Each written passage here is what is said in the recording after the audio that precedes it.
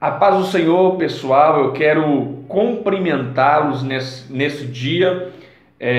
Para mim é um prazer enorme poder estar mais uma vez aqui com vocês para juntos comentarmos, falarmos um pouco a respeito das lições da Escola Bíblica Dominical, tá? A lição juvenis, que é a que a gente faz o comentário aqui. E hoje nós estaremos trazendo mais um tema para os nossos estudos, tá ok? Antes disso, eu gostaria de agradecer, tá? Eu quero aqui agradecer a todos vocês que têm nos ajudado no canal. Nós já estamos com 133 inscritos no canal e eu sei que para algumas pessoas parece ser muito pouco, mas eu vejo um crescimento e eu sei que nós temos muito chão ainda e muitas pessoas para alcançar ainda. Então eu quero aqui lembrar vocês, não se esqueçam de compartilhar os vídeos, de deixar o seu gostei nos vídeos. Nós estamos tendo muitas visualizações, mas poucos likes nos vídeos. E nós precisamos dos likes para poder divulgar, ajudar na divulgação do nosso canal e dos vídeos do canal EBJ ADTO, tá ok? Então não se esqueça, já deixa aí o seu like, o seu gostei, o seu comentário. O seu comentário é muito importante, tá? Eu sempre procuro responder as pessoas que deixam um comentário, seja ele de alguma opinião ou agradecimento ou alguma observação. Nós sempre estaremos respondendo a tais comentários. Caso queiram tirar alguma outra dúvida, alguma coisa mais pessoal, você pode estar nos enviando o e-mail que vai estar aparecendo aqui embaixo no letreiro aqui do vídeo e também está aí na descrição do vídeo, tá bom? Não se esqueça também, nós temos página no Facebook, Escola Bíblica Juvenil ADTO, e também temos um perfil no Facebook, EBJ ADTO. Então participe conosco, você faz parte desse projeto e é a peça fundamental. Essas aulas que a gente faz aqui é pensando em você, é para ajudar você e nós queremos a sua participação. Então não se esqueça, já deixa o seu like aí e vamos começar a falar um pouco do tema de hoje. E o tema que nós vamos tratar aqui hoje é a lição de número 5, que tem como título As Ordenanças à Igreja. Lição de número 5, As Ordenanças à Igreja, tá bom? Os textos aí de leitura bíblica em classe que vai nos dar aí, referente a Mateus capítulo 3, versículo 13 ao 15, Mateus 28, 19, Lucas 22, 19 ao 20 e primeira carta aos Coríntios, capítulo 11, versículo 23 ao 26. Nós vamos tratar de alguns assuntos referentes às ordenanças que Jesus deixou para a igreja. Nós até aqui temos olhado, nas lições anteriores, nós temos visto a simbologia da igreja nas Escrituras, o fundamento da igreja, por que a igreja é um projeto de Deus. Então nós já vimos esses outros pilares que foram tratados nas lições 1, 2, 3 e 4. E hoje nós vamos falar a respeito das ordenanças, tá? As ordenanças que foram deixadas para a igreja. Antes de tudo, por que ordenanças? Porque foram ordens, foram diretamente ditas pelo próprio Jesus. E nós vamos ver que algumas igrejas usam a expressão sacramentos, né? E não está de todo errado, não é que é errado, tá? Mas nós, a Igreja Evangélica Brasileira, ela utiliza o termo ordenanças do Senhor. E olhando o contexto bíblico do Novo Testamento, nós vamos encontrar duas ordenanças do Senhor com respeito a rituais, como eu vou dizer, a ordenanças de liturgias a serem feitas pela igreja, com objetivos, né? Obviamente, como a gente viu na lição anterior, Deus não faz nada sem propósito. E Jesus, sendo Filho de Deus e o próprio Deus encarnado, ele também não fazia nada sem propósito. Tudo tinha um propósito pré-determinado para o nosso entendimento, para o nosso conhecimento e assim por diante. Eu gostaria de iniciar o tópico de número 1, que tem por título Ordenanças do Senhor, citando um trecho da Confissão de Fé de Westminster, tá? E lá vai dizer assim, ó: os sacramentos são santos, ou seja, é aquilo que eu disse, algumas igrejas ainda chamam de sacramentos, outros, como nós, a Igreja Evangélica Brasileira, protestantes, nós chamamos de ordenanças, por ser uma ordem diretamente dada pelo Senhor Jesus. Mas ele está dizendo lá, os sacramentos são santos, sinais e selos do pacto da graça. Ou seja, ele está dizendo que essas ordenanças, elas são sinais que são santos, tá? São sinais que são santos e são selos do pacto da graça, ou seja, confirmação do pacto da graça, imediatamente instituídos por Deus para representar Cristo e seus benefícios e confirmar o nosso interesse nele, tá? Então, são sinais estabelecidos por Deus para representar Cristo e também que trazem trazem à nossa consciência o nosso interesse em Cristo, bem como para fazer uma diferença visível entre os que pertencem à igreja e o restante do mundo. Então, o que ele está dizendo? Que essas ordenanças, elas também são utilizadas para diferenciar o povo de Deus do mundo, o povo escolhido de Deus, separado por Deus do mundo, tá? Então,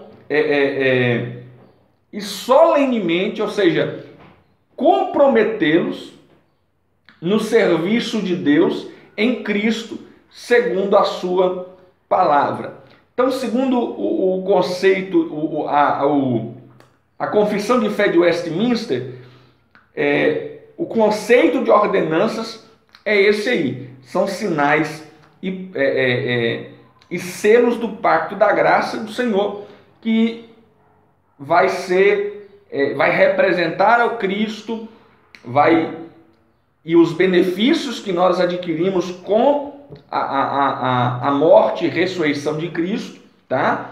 E confirmar nosso interesse nele, fazendo diferença entre a igreja e o mundo, o povo de Deus e o mundo, tá bom? Então, esse aí é o conceito, digamos, em resumo, das ordenanças do Senhor, que seriam isso. Lembrando que, para a Igreja Católica, esses sacramentos são 7, tá bom? Nós, a Igreja Evangélica Brasileira, nós não adquirimos esses 7 sacramentos, porque para a Igreja Evangélica, na visão bíblica, nós temos essas 2 ordenanças. As outras não são ordenanças, tá? São rituais que são abençoados por Deus, como o matrimônio, mas que não são ordenanças do Senhor. O crente pode viver sem ir lá e casar, tá? Se essa for da vontade dele. Se quiser não casar, ele não vai casar, não vai ter uma esposa nem um marido, tá bom? Não são ordens obrigatórias, mas essas 2 ordenanças que nós vamos tratar na lição aqui hoje, que vai falar sobre o batismo nas águas e a Santa Ceia do Senhor, essas são ordenanças que todo cristão, por obediência, tá? Deixar isso aqui bem claro, por obediência, ele cumpre, tá? Ele está, por ele ser salvo, ele cumpre essas ordenanças. E aí nós vamos falar, já vamos entrar no tópico 2, para falarmos da primeira ordenança aí apresentada na lição, tá? E o tópico 2 vai falar sobre o propósito do batismo, vai falar sobre o batismo em si.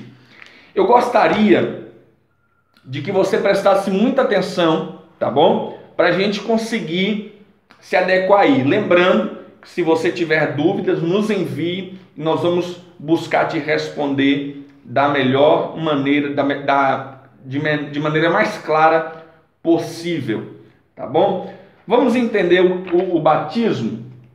O batismo é uma ordenança dada por Jesus. Quando? Quando ele comissiona os seus discípulos, né? Lá em Mateus capítulo 28, quando Jesus comissiona os discípulos, ou seja, libera a palavra de ordem, ide por todo mundo, pregai o evangelho a toda a criatura e fazei discípulos.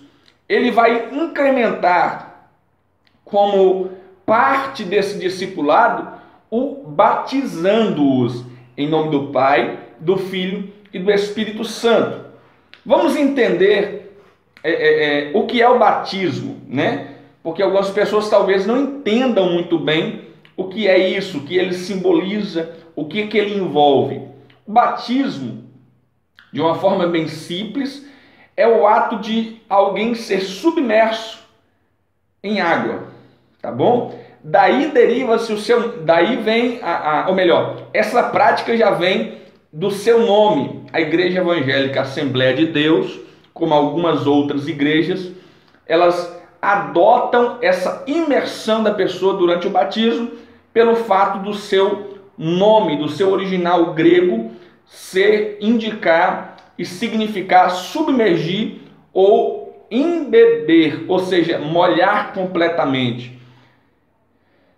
A palavra grega aí é baptizo, que significa submergir ou embeber, isto é, molhar completamente, tá? Que vem da raiz bapto, que significa de maneira literal, tá? Mergulhar em água, ou seja, cobrir completamente com um fluido. Então, a prática batismal de imersão, ela vai surgir e ela esse ritual vai ser feito dessa forma, pelo fato do nome do original grego indicar isso, tá bom? Lembrando, gente, que o mais importante no ato do batismo, e eu vou frisar isso aqui para vocês, o mais importante no ato do batismo não é o modo como ele é feito, tá? Obviamente que todo ritual bíblico ele é determinado, ele tem um porquê de acontecer e como acontecer. Mas o que importa no batismo aqui não é o fato, não é o como ele vai ser feito, mas o importante é o seu significado, tá bom? Então vamos lá. Como é que eu entendo o batismo? Para a gente entender o batismo, nós precisamos lembrar que toda doutrina do Novo Testamento, ela tem as suas raízes no Velho Testamento, tá bom? Lembrando isso aqui, toda doutrina do Novo Testamento, ela tem as suas raízes no Velho, porque você lembra que o Velho, na verdade, era reflexo do Novo. Todo o Velho Testamento, ele levava todo o Velho Testamento, os caminhos do Velho Testamento levavam sempre ao Novo, propriamente a Cristo, indicando Cristo. Então toda doutrina afirmada no Velho era unicamente uma preparação para o novo que viria com Cristo, que cumpriria em Cristo e a partir dele uma nova aliança. No ato do batismo é a mesma coisa. Quando nós olhamos para o Velho Testamento, nós vamos ver que o batismo no Velho Testamento não era realizado. O que era realizado então no Velho Testamento? Para que o povo de Deus fosse separado, para que a aliança que Deus tinha para o povo fosse confirmada e as suas bênçãos fossem confirmadas? Simples. Era a circuncisão do prepúcio de todo homem. Tá bom? Lembra lá em Gênesis capítulo 17, no versículo 7 a seguir, até o 11, Deus vai detalhar com Abraão, vai firmar com Abraão uma aliança, e no versículo 7 a 11 ele vai trazer detalhes de como esse pacto seria feito. E esse pacto no Antigo Testamento era feito através da circuncisão, ou seja, o cortar do prepúcio da criança. E essa circuncisão é que era a confirmação da aliança entre Deus, Abraão e a sua descendência. Era uma marca que simbolizava a propriedade exclusiva de Deus e a separação do povo pagão. Então, no Antigo Testamento, como é que Deus fazia para poder separar o seu povo e para poder confirmar com eles a sua aliança? Através da circuncisão. Então, todos aqueles que eram circuncidados, obviamente vinham da descendência de Abraão e tinham direito às mesmas promessas que Abraão recebeu de Deus. Ok? Entendeu aí? Então, o batismo no Novo Testamento, assim como a circuncisão, é um rito de forma externa, determinada por Deus, para simbolizar e selar a admissão das pessoas, na igreja. Que igreja é essa? A igreja visível, a comunidade, a reunião do corpo de Cristo. Tá bom? Lembrando isso aqui, o batismo, ele é uma confirmação, ele é um rito, uma forma externa, tá? Determinada por Deus para o ingresso do novo convertido na igreja local, tá bom? Como um membro da igreja, membresia, tá bom? Da igreja visível. Por que isso? Porque lá na frente você vai perceber que o batismo não é confirmação de salvação, tá bom? Nós precisamos salientar isso aqui. O batismo, ele não é confirmação não é confirmação de salvação, tá bom?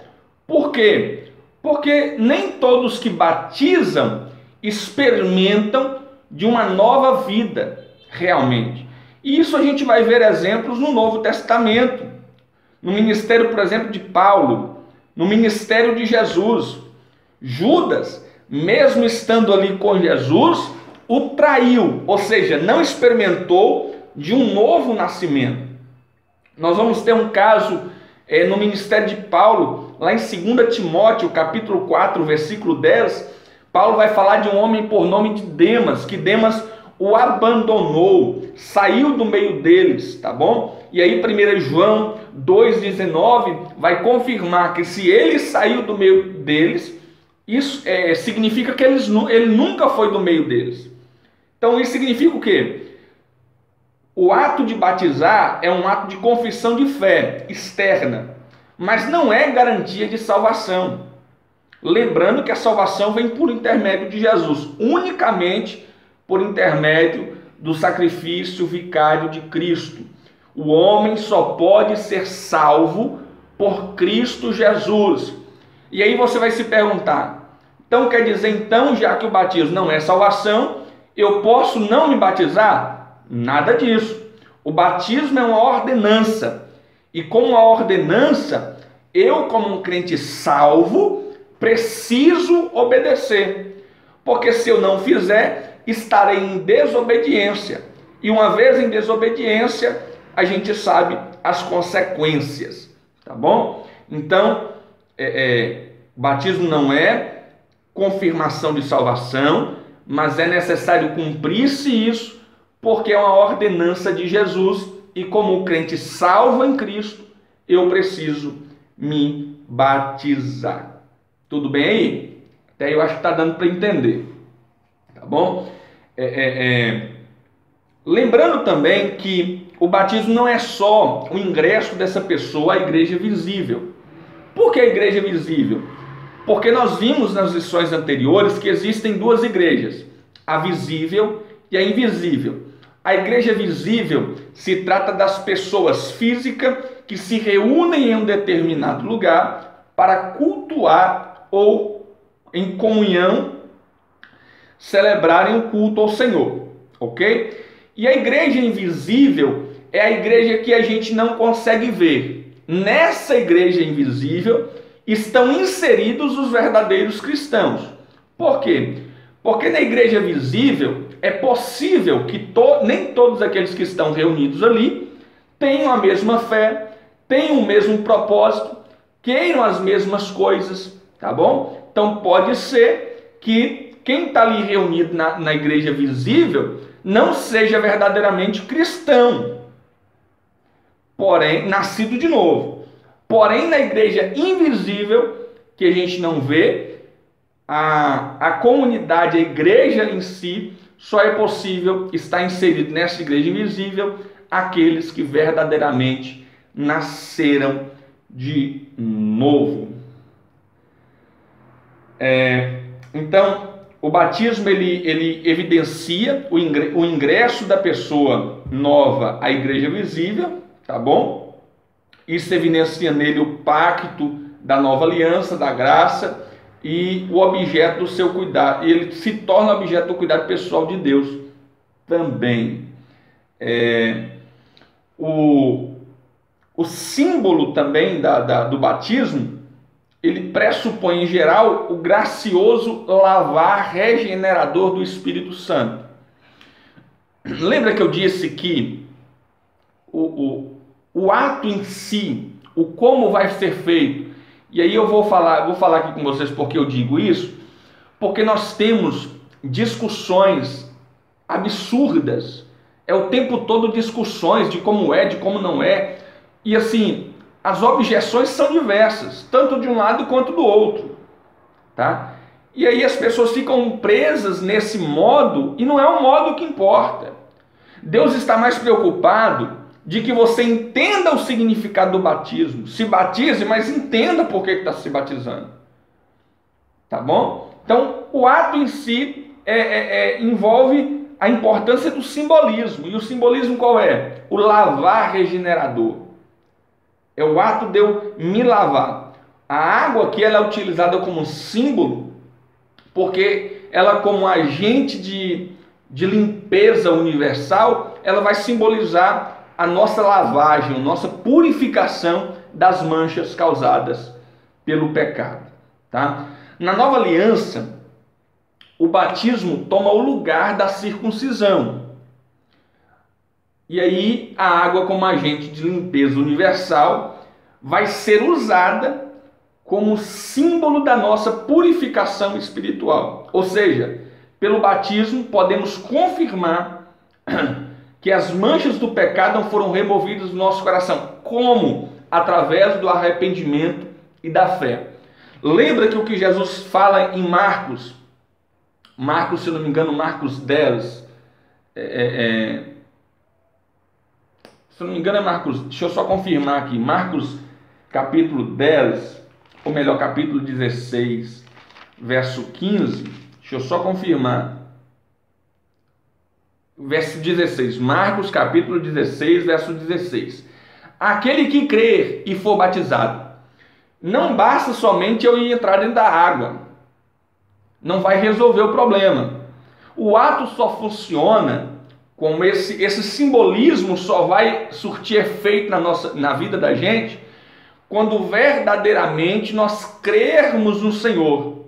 E esse crer no Senhor, ele é movido por arrependimento e fé, tá? Então, o ato do batismo, ele é uma confirmação do nosso ato de crer e da fé, tá? E aí, através disso, nós vamos pelo ato do batismo, o simbolismo do batismo, vamos ser purificados espiritualmente, porque na verdade aquilo tudo é um símbolo do que está acontecendo na nossa vida através do Espírito de Deus e da sua palavra. O batismo para nós, conforme a lição vai nos trazer aí, ela significa morte, sepultamento e ressurreição. Romanos, capítulo de número 6. Romanos, capítulo de número 6, versículo de número 3 ao 5. Vamos ler para a gente entender isso aqui. 3, capítulo 6, versículo 3 ao 5. Olha o que está escrito em Romanos 6, 3 ao 5. Vamos ler. Ou ignoreis que todos nós que fomos batizados em Cristo Jesus, fomos igualmente batizados em sua morte. Portanto, fomos sepultados com ele na morte, por meio do batismo, com o propósito de que, assim como Cristo foi ressuscitado dos mortos, mediante a glória do Pai, também nós vivamos uma nova vida. Se desse modo fomos unidos a ele na semelhança da sua morte, com toda certeza o seremos também na semelhança da sua ressurreição. Colossenses capítulo 2, versículo 12, está escrito assim: isso aconteceu quando fostes sepultados com ele no batismo, e com ele fostes ressuscitados mediante a fé no poder de Deus que o ressuscitou dentre os mortos. Então, o ato do batismo significa a morte do crente para o pecado, para a vida de pecado, para a sua pecaminosidade, para a sua escravidão do pecado. E uma vez morto para essa escravidão, você não está mais debaixo dela. O sepultamento de todo esse pecado, abandono lá, tudo lá, e o ressurgir, o ressuscitar. Ressuscitar para quê? Para uma nova vida de fidelidade e santidade diante de Deus. Aí vem a pergunta: quem é que pode batizar? Qualquer pessoa pode batizar?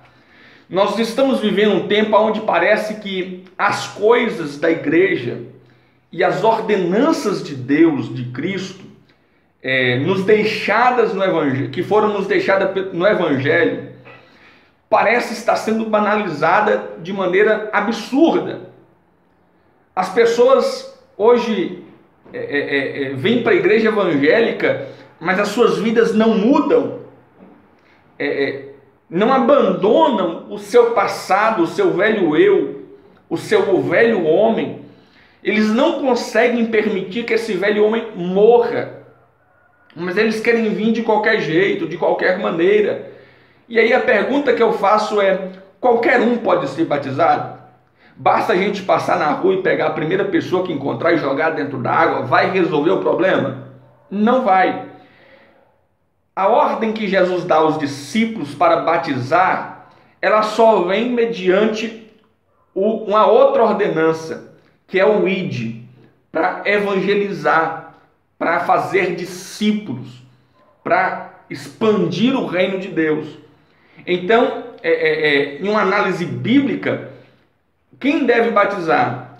Todos aqueles que foram discipulados, tá? Todos aqueles que foram discipulados. O que é discipulado? É você dar o conhecimento básico para aquela pessoa que ingressou na fé.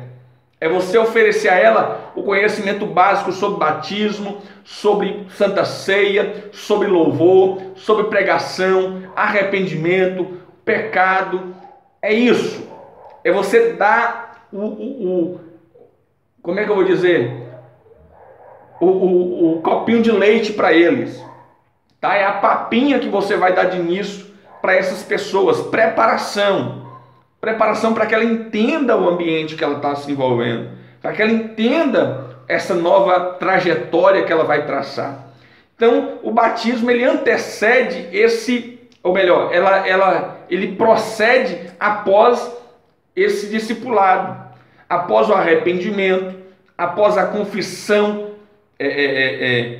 da pessoa de que quer a Cristo, de que aceita a fé em Cristo, de arrependimento e fé. Então não é qualquer pessoa que a gente vai jogar dentro da água. Nós estamos vendo aí o povo que vai lá, estou na igreja evangélica, batizei, mas continua fazendo show no mundo, cantando música mundana no carnaval. As pessoas banalizaram as coisas santas da igreja, as ordenanças santas da igreja. Então, quem é que pode batizar? Todo aquele que crer, tá? Todos aqueles que arrependidos creem em Jesus Cristo, esses são batizados. Após o quê? Após eles serem discipulados, tá bom? Um segundo questionamento que nós podemos fazer aí, e eu acho que eu já respondi no início, mas eu vou tornar a frisar ele aqui. Por que o novo convertido, por que o crente precisa ser batizado? Já respondi e vou responder de novo. Porque é uma ordenança de Deus. E ponto. E uma vez que você não cumpre essa ordenança, você está em desobediência. Tá? Então, por que eu tenho que ser batizado? Se o batismo não salva? Porque é uma ordenança de Deus. E eu preciso obedecer essa ordenança dele. E qual é o outro motivo? O outro motivo é simples. Você se torna membro. O batismo marca o novo convertido como um membro da igreja. A gente vai ver lá em Atos 2:41 que todos aqueles que ouviram a palavra e aceitaram, arrependeram-se, foram batizados e ingressados no corpo de Cristo, a igreja. Tá bom? Um outro questionamento que a gente ouve de vez em quando a respeito do batismo é: qual é a diferença entre o batismo de João Batista e o batismo de Jesus? Porque quando a gente lê lá em Atos 19:3-5, nós vamos ver que Paulo, ele volta e batiza de novo, batiza de novo os crentes em Éfeso. E por que isso? Eles já eram batizados no batismo de João Batista. Mas por que Paulo tem que batizá-los de novo?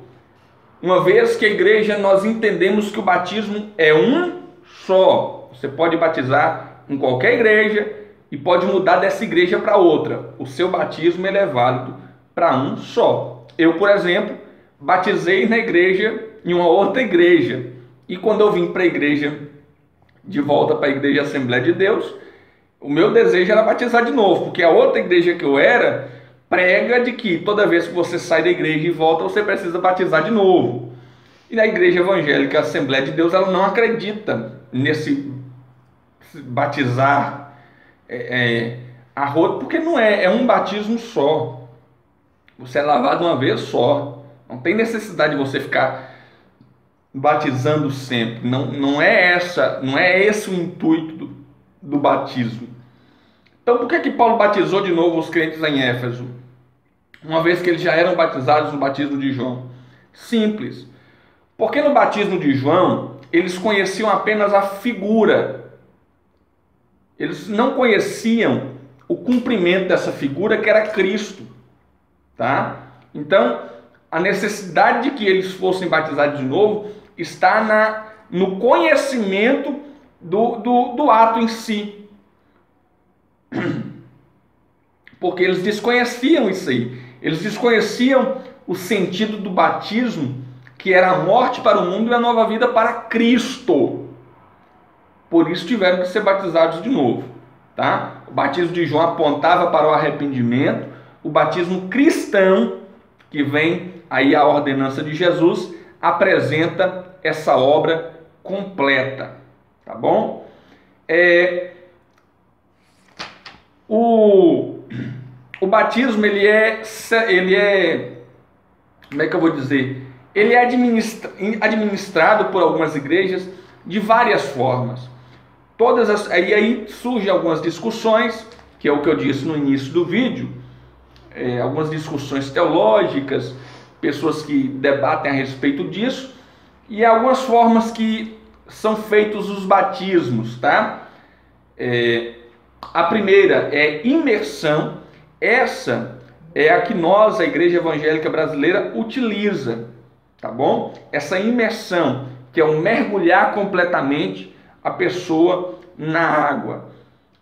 Também existe a aspersão, que é apenas borrifada de água na pessoa, molhando simplesmente a superfície, tá? A afusão, que é quando a água é derramada sobre a cabeça do batizando, tá bom? E o pedobatismo, ou batismo infantil, que é o batismo que algumas igrejas praticam, e a Igreja Católica ainda pratica, pratica esse batismo infantil constantemente. A Igreja Evangélica Assembleia de Deus, ela não batiza crianças, por entender que o batismo ele é necessário para o arrependimento, tá? E esse batismo ele precede o arrependimento e a confissão de fé. Uma criança ela não tem conhecimento, entendimento para poder fazer essa confissão, então ela não é batizada, mas nós apresentamos a criança diante da igreja ao Senhor e a abençoamos ali, tá bom? O tópico de número 3 aí vai falar sobre o propósito da Santa Ceia, ou o propósito da ceia do Senhor. Em Mateus capítulo 26, versículo 26 a seguir, nós vamos ter um dos relatos da ceia do Senhor. Nós temos 4 relatos desse ritual. O primeiro está em Mateus 26, 26 ao 30. O segundo está em Marcos capítulo 14, 22 ao 26. O terceiro está em Lucas capítulo 22, 14 ao 20. E o quarto está em 1ª carta aos Coríntios, capítulo 11, 23 ao 25, que é muito utilizado na igreja no domingo de Santa Ceia, ou no sábado, ou no dia da Santa Ceia da sua igreja. Você sempre ouve esse texto de 1ª carta aos Coríntios 11, que é dita por Paulo, tá bom? Porque eu recebi do Senhor, que agora vos ministro. Então, é um texto de Paulo. Então, nesses 4 textos aí, 3 nos evangelhos sinóticos e 1 na epístola de Pedro a Corinto, nós vamos ter a celebração da ceia, e através dela nós entendemos como ela é feita e os principais significados. Mais uma vez eu friso que toda a doutrina do Novo Testamento ela tem raízes no Velho. Assim também a Santa Ceia. O batismo tem a sua raiz na circuncisão e a Santa Ceia tem a sua raiz na Páscoa judaica. Tanto é que Jesus resolve celebrar a ceia aqui na última Páscoa dele, tá bom? Então, no período da Páscoa é onde Jesus celebra a ceia. Por quê? Porque a Páscoa no Antigo Testamento ela remetia à libertação do povo judeu da terra do Egito. Então, a Páscoa ela marcava esse êxodo de saída do povo de Deus da terra do Egito. A mesma coisa é com a Santa Ceia. Ela marca a libertação do povo de Deus, da igreja, do poder do pecado, tá bom? Então, aí a gente vê as semelhanças entre uma e outra. Lembrando que uma, na verdade, aguardava o cumprimento de Jesus e a outra é a confirmação do cumprimento em Cristo Jesus, o nosso Senhor. Assim como no Antigo Testamento, a Páscoa celebrava a libertação, como eu disse, tá? Do povo de Deus do Egito. na nova aliança, a ceia do Senhor celebra a libertação do povo, do povo de Deus, do poder do pecado. Lá em Gálatas capítulo 1, versículo 4, Gálatas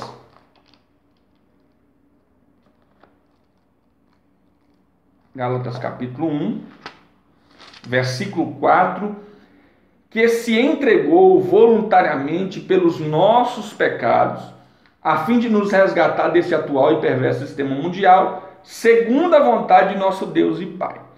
Então, Jesus é o nosso Cordeiro Pascal. Ele é a nossa Páscoa. Ele é o cumprimento da Páscoa para nós, cristãos.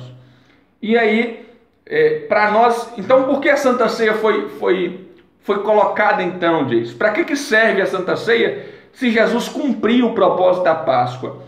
A Santa Ceia é uma ordenança, por quê? Porque Jesus quer que a igreja tenha um memorial do seu sacrifício. Através do pão e do vinho, nós relembramos a crucificação, nós relembramos o sofrimento de Jesus.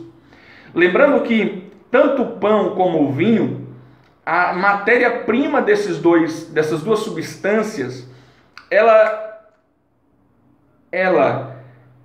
para poder chegar a ser o pão e para ela chegar a ser o vinho, elas são trituradas, esmagadas, são pisadas, amassadas. Então isso tudo remete ao sofrimento que Jesus suportou por nós durante o interrogatório, a sua crucificação. Então é um memorial. Para que serve a Santa Ceia? A Santa Ceia é um memorial para que nós, quando reunidos, nos lembremos do sacrifício que Cristo fez por nós. E isso para quê, Jason? Para que a gente fique triste, abatido? De jeito nenhum. E isso para que nós ofereçamos a Deus um culto em ação de graças, em gratidão a Ele pelo que Ele fez. Porque a intenção de Deus não é se apresentar como coitado na história. A intenção de Deus é que nós nos acheguemos a Ele em ação de graças, agradecendo a Ele pelo que Ele fez por nós. O sacrifício de Jesus não tem que nos trazer tristeza, tem que nos trazer alegria. Afinal de contas, Ele estava cumprindo o propósito de Deus que vinha antes da fundação do mundo. Ele estava cumprindo o projeto de resgate da humanidade. Então isso tem que nos trazer e nos remeter à alegria, tá? Então, o propósito aí é o memorial. Lucas vai falar isso no capítulo 22, quando ele vai dizer, Jesus vai partir o pão, vai entregar o vinho, vai dizer, fazer isso em memória de mim. Então é um memorial, é a gente relembrar aquilo que ele fez. Os elementos são o pão e o vinho. O pão simboliza o corpo de Cristo, o corpo que foi esmagado, triturado por causa dos nossos pecados. Então, o pão, ele fala do corpo de Cristo, né? O corpo que foi rasgado por nós. E o vinho, ele fala do sangue, o sangue da nova aliança, do novo pacto, dessa novidade de vida que ele nos traz. Então, o pão e o vinho. Fala-nos do memorial, de relembrarmos o sacrifício de Jesus. Segundo ponto, e segunda característica segundo significado da ceia do Senhor, é ação de graças. Eu já falei isso aqui.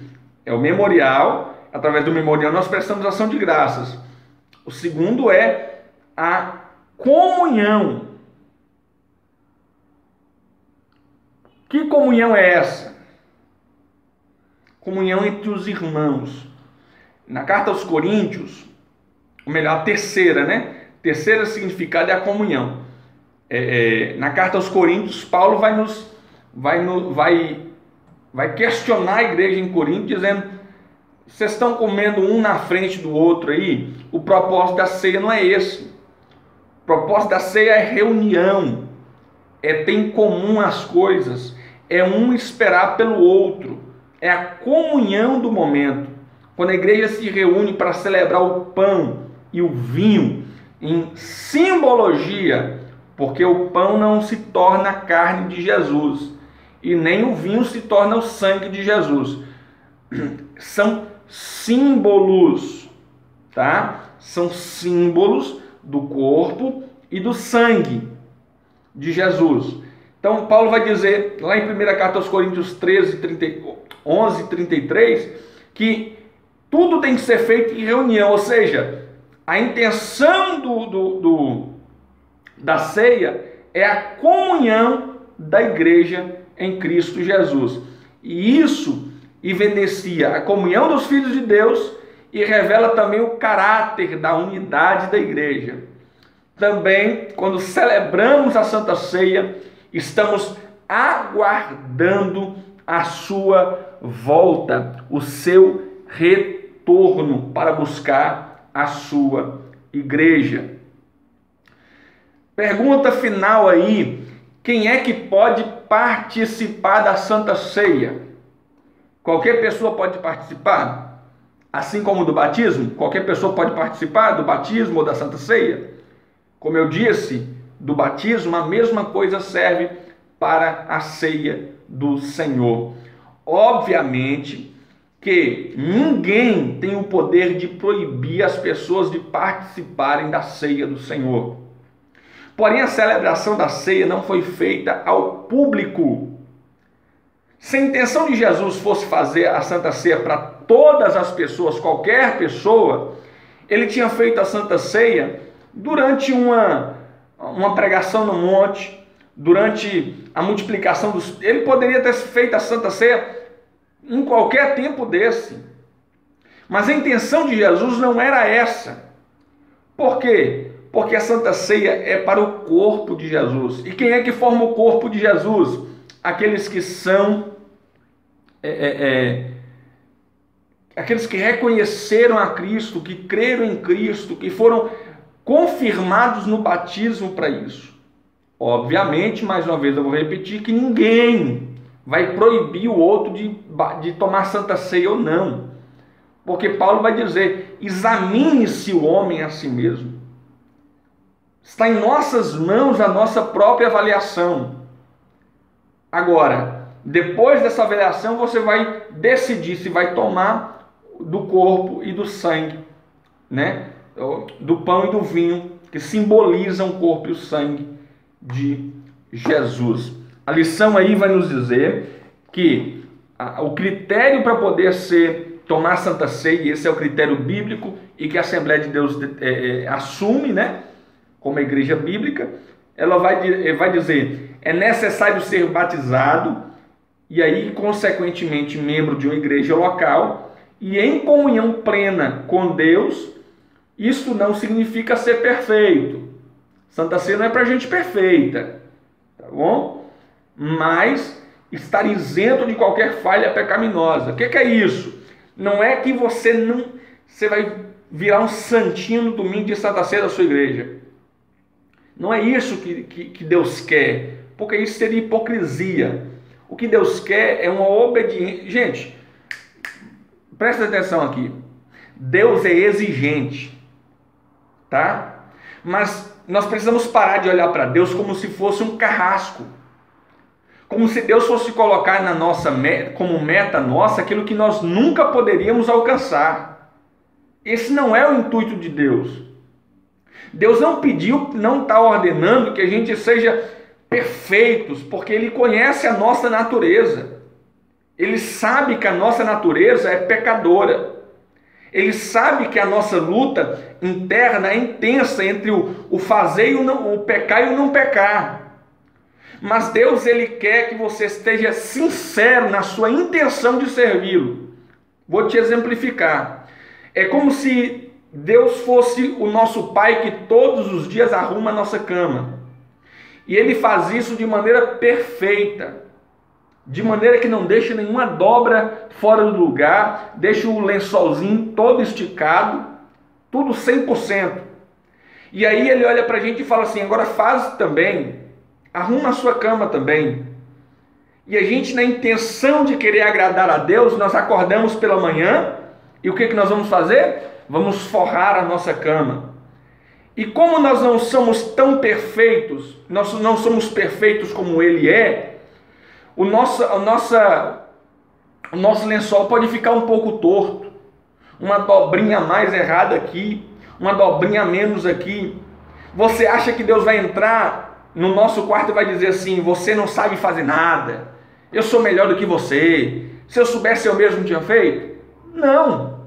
Ele vai olhar para a gente com um olhar de amor, de carinho, e vai dizer, eu vou te ensinar a fazer melhor, eu vou te ensinar a corrigir isso aqui, eu vou te ensinar como é que não deixa essa dobra, como é que não deixa esse pano torto, tá bom? Então Deus, Ele não é um carrasco que entregou na nossa mão a meta da gente ser hiper mega perfeitos aqui, sendo que é impossível para a gente.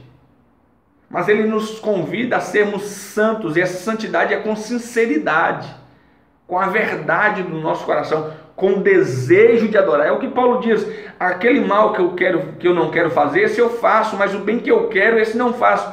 Paulo não está dizendo que ele se entregou à vaidade e ao pecado, ele está dizendo que ele está lutando constantemente contra o pecado, mas de vez em quando ele perde. O que não quer dizer que ele vai ser lançado no inferno por causa disso, tá bom? Lembrando que Deus quer a nossa sinceridade e a santidade do seu povo. Obviamente, como seres humanos, essa santidade não será perfeita, mas ela precisa ser sincera.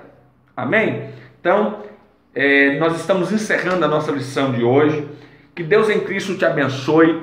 Lembrando mais uma vez, gente, deixa o seu like aí, compartilha o vídeo, divulga o nosso canal. Nós queremos crescer ainda mais esse canal para a glória de Deus, queremos alcançar muitas vidas. E mande aí o seu comentário, não esqueça, deixe o seu comentário, a sua sugestão. O seu comentário nos incentiva, nos impulsiona a querermos fazer mais. A sua sugestão nos ajuda a melhorarmos, tá? Então, lembra aí das nossas redes sociais, do nosso e-mail, vai estar aparecendo aí na descrição do vídeo. Que Deus em Cristo possa te abençoar e até a próxima aula, se assim Deus nos permitir. Tchau, gente!